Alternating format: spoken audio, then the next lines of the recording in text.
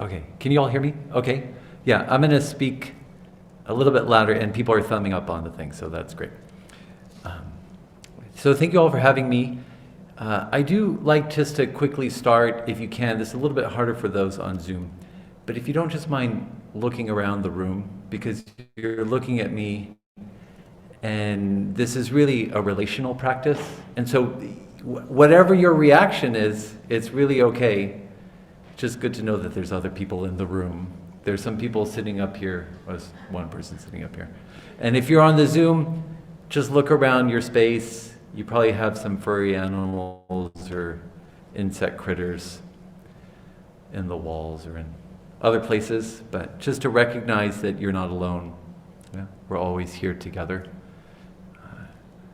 Relationality is the basis of our practice, actually. Some might say it's the core of everything. Okay, so we don't have a lot of time, in a sense, and so just kind of get into the talk. I might stop it a couple times. If you have any questions, I might ask you just to ponder it, and then if you want to bring it back in later. One thing that would be good to have in mind before I start, actually, is just to ask yourself right now why you do this. You all probably drove a little bit of time to get here, so we could all just sit quietly together in a room. It's got to be something that is driving you to do this, whether or not you know it. Sometimes it's just the free food. When there is food at an event, that's what brought me to a lot of Buddhist events. But there's something that's driving you. Something that you're doing this practice for. Some people say ease. I'm very distracted. Some people might be so bold to say, I do this practice for other people. Maybe they don't know what that means. But you have to have something. There's something that brought you here. You didn't just show up because you got lost. And then if you did, that'd be great too. Thank you for being here. Please keep that question in mind. One thing I'm going to talk about today is I'm going to bring in a Buddhist story. So I practice in a Korean Sun lineage. It's within the Zen families. But because of the training that I've gone through, I read a lot of sutras or suttas. I read a lot from the old teachings, from the teachings. And one thing I really like about reading the teachings are the stories of the characters and the saints and the people like us who just had a question. They were having a hard time, or they just didn't know what they were having, right?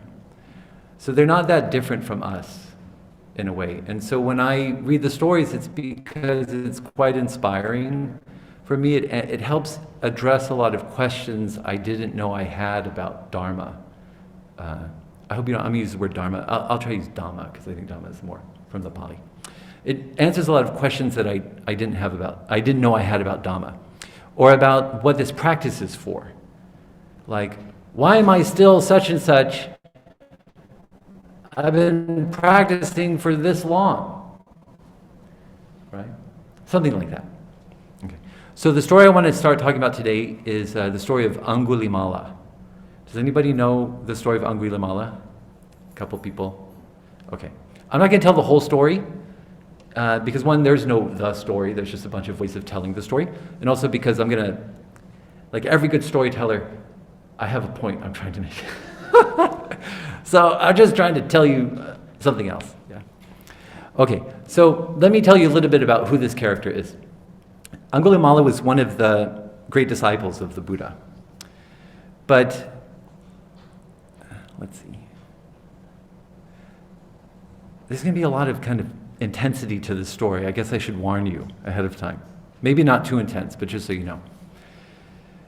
Angulimala was a murderer. Actually, a quite fierce murderer. So when he was a student, I'm leaving out some things in the background, but when he was a student, he was this A+ student. And the other students didn't like it.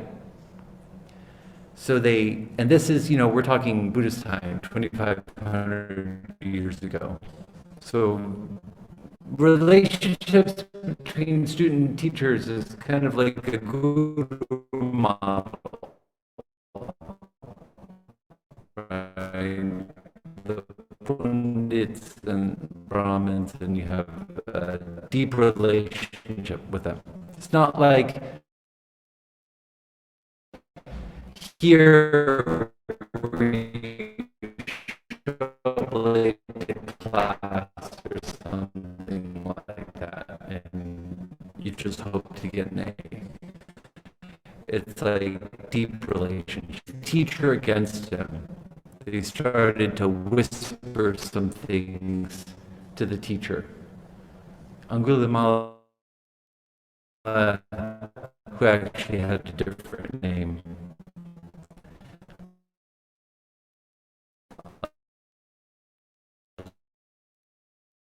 tell you what the name Angulimala means.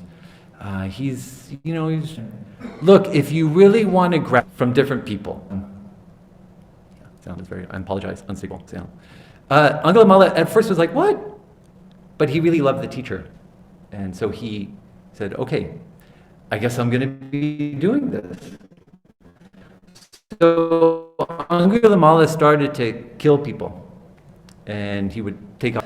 And then to keep track of them, he put them on a mala of fingers, anguli. So the name Angulimala means bracelet of fingers, like prayer beads, right? Beads of fingers, a bracelet of fingers. Okay, 1,000 of them. So, after 999 murders, he's quite a fierce character. People were very scared about him. And it's the fear across the land. You kind of know, you probably have this, I hope you don't, but I come from a place in Colorado. I lived in Colorado for a while. There's a lot of shootings, actually, in places where I lived. It only takes one or two, and then you feel it, no matter where you go. Okay? So he created this kind of fear across the land. And his mother knew that he was out there doing this. It became clear to her that this person was her son. She was about to go out to try to stop him. He was almost there, one finger left, right? And then he could get it to his teacher. And the Buddha saw this and knew that if Angulimala had killed his mother, it would be like instant karmic retribution, instant hell. Which is kind of funny because he just killed 999 other people, but it's that one last one that moves the Buddha. So anyways, the Buddha comes out to stop him from killing his mother. He also sees that Angulimala is quite ripe, actually. And so he encounters Angulimala, and Angulimala, instead of attacking his mother, says, I'm going to go for this recluse, this person, this saint-like figure walking around. Killing the Buddha would also be very bad, by the way. So the Buddha encounters Angulimala, and I'm just going to read to you now from the sutta about how their interaction goes. And then I'm going to talk a little bit about why this story is important for me for practice. So okay, I'll just read from here. The bandit, Angulimala, saw the Blessed One coming in the distance. When he saw him, he thought, it's wonderful, it's marvelous. Many people have come here, and they have fallen in my hands. And now this recluse comes, unaccompanied, as if driven by fate. Why shouldn't I take this person's life? So Angulimala took up the sword and shield, buckled his bow and quiver, and followed close behind the Blessed One. Then the Buddha performed such a feat of supernatural power that the bandit Angulimala, though walking as fast as he could not catch up with the Blessed One, who was walking at his normal pace. Then the bandit Angulimala thought, whoa! I'm a little bit making it up, but it's not exactly what was said here. Whoa! I could catch up with anybody. Horses, elephants, mice. I could catch him and seize him and put them out of their misery or fear from me. And yet, I walk as fast as I can, and I cannot catch up with this recluse, this saintly-like figure. What's that all about? So he stops and calls out to the Buddha, "Stop, recluse, stop!" And the Buddha says, "I have stopped, Angulimala. You stop too."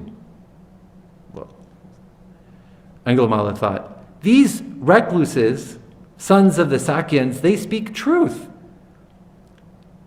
They always speak truth, and yet he walks and says he's stopped. And he tells me to stop, but I've already stopped. How can I still be moving and I'm stopped? You're walking and you said you're stopped. Now I'm really confused.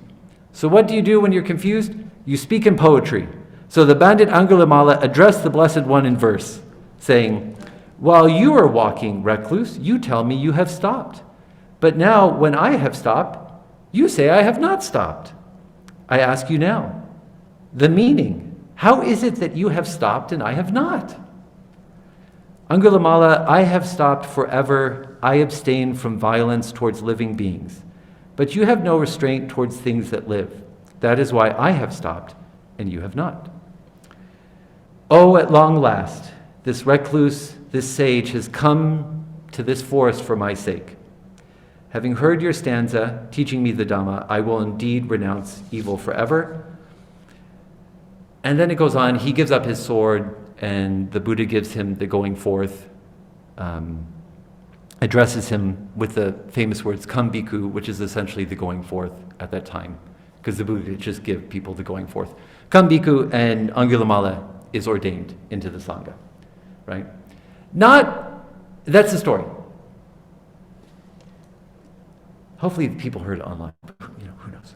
They can't see anything. Okay, so that's the story. Let me just say a couple of things, and then I want to open it up for questions from you. There's a second part to the story I might get to, but it goes on. There's actually a lot more to this. This murder-like figure is actually a saint, and is actually a patron saint of children and pregnant women. There's a reason for it, because in a later version of the story, he helps somebody who's giving birth in a prolonged contracted state, and the Buddha sends him to say some stuff to her, and it helps her give birth with ease. So then after that, he became a patron saint. This, while wearing the figure, so in some places you'll see Angulimala with the fingers across him, and like children are like, "Yay, it's Angulimala." So anyways, it's actually a wonderful, powerful story. What is the important part of this story? For me, there's a couple of things I just would like that I find really powerful ever since I've heard it, and I've been coming back to it in preparation for this and working with students with it at Davidson, and really thinking about what's happening in our time right now. And there's a lot of rhetoric about this and that, this person and this, and polarization and who we are, and that's all really important stuff. I really just want to focus on the Dhamma of this story. Angulimala does not need to become repentant. He doesn't need to go through a 10-step program. He doesn't have to wait 8 years or serve time in prison for what he did. The power of the Dhamma is that Angulimala, even as he is in that moment, can awaken. And the Buddha saw that in him. That's really powerful. I don't say we, I'll say I, and students that I've worked with, come to this practice wanting to become someone else. I need to be a little less distracted. I don't really like how angry I get sometimes. I want to be a better person. None of that was true for Angulimala in that state. He wasn't like, I don't want to murder. He's like, I want to kill the Buddha. Right? It's not like, oh, I wish I wasn't so distracted. No, he's in it. He's right in whatever he's in, that fire. And it's because of that that the Buddha sees that he's ripe for awakening. So the first thing that this story, at least for me, I'm not like Angulimala. Please don't want to say run away from me. But I know that I sometimes do not love certain features of who I am. And then I use the practice to try to address that. Oh, that's not actually practice. That's self-hate. Right? So this story actually is very powerful. Doesn't matter who you are, you can awaken. Just as you are, not somebody else. So first lesson. And then the second one is this stopping and not stopping. This is a little bit more subtle, but I'll just give you a kind of story, and then I'll open up for some questions. Sorry, not used to this. Okay, something a little more practical. I like sitting in meditation. You all like sitting in meditation. That's why you came here, right? Okay. And if you're like me, when you first start sitting, maybe it's hard to sit for 5 minutes.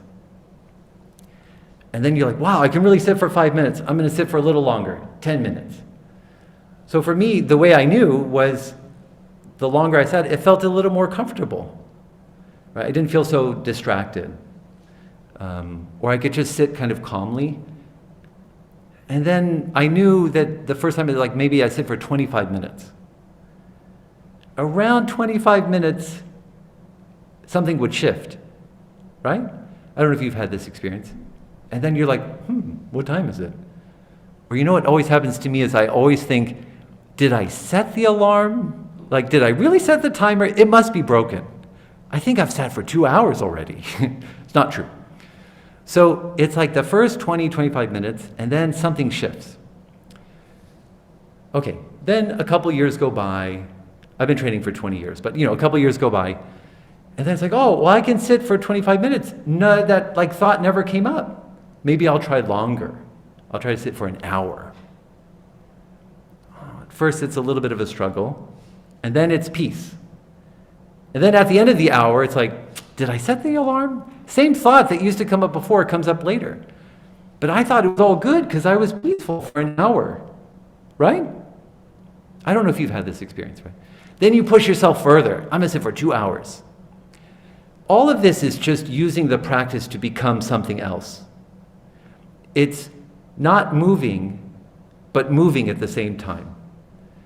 You think you're peace, but you're really grasping, masquerading as peace.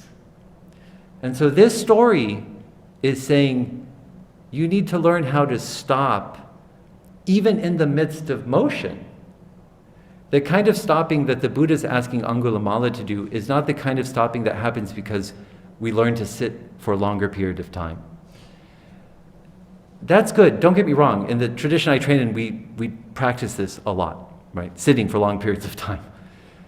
But the aim of awakening is not because you can sit for 2 hours or 1 hour or whatever your length is, or because you've practiced for 5 years or 10 years or whatever. Angulimala had not even practiced for a moment in that lifetime. There's some other things. Maybe he practiced for thousands of lifetimes, but at least in the lifetime of the story, he did not. So the kind of stopping that brings peace, it's not the kind of stopping that happens because we learn to be quiet or to settle our mind. It's a stopping that even in the midst of motion, you can be at peace. Even when you're angry, you can say, oh, that's my anger. Huh, that's me again. Hello, right? Or sometimes it's expressed like, how many of you have had the experience where you're meditating and you get distracted and then you bring yourself back to your practice? Has anyone had that experience? And it feels like distraction, right? That which is aware of the distraction is not distracted. So it's learning to rest, even in the midst of distraction, in that which is aware of the distraction. There's a lot of ways you can understand stopping and not stopping. But whatever the Buddha said here, what he's saying is, whatever you think this practice is trying to get you towards, you have to look back a step, because you are already there. You're already at the peace that you want to become. And that's meditation practice. Yeah. And so this is kind of what the story tells me. There's some more to the story, but that's some of the things I wanted to bring out here. I do think reading stories are just powerful because it just gives us something to engage in. I gave this story to a student, and they're like, I don't really like the story, but I'm wrestling with it. Awesome. Then you're wrestling with yourself in practice. I'll just leave it there. I like to have questions because it gives a chance for feedback. If you're online and you heard anything I said, you can put questions in the chat. And if you're in here, just raise your hand and we'll talk with one another. So thank you just for listening for a little bit. Hopefully that was helpful. If not, it's just nice to be together in a room and just share practice together. So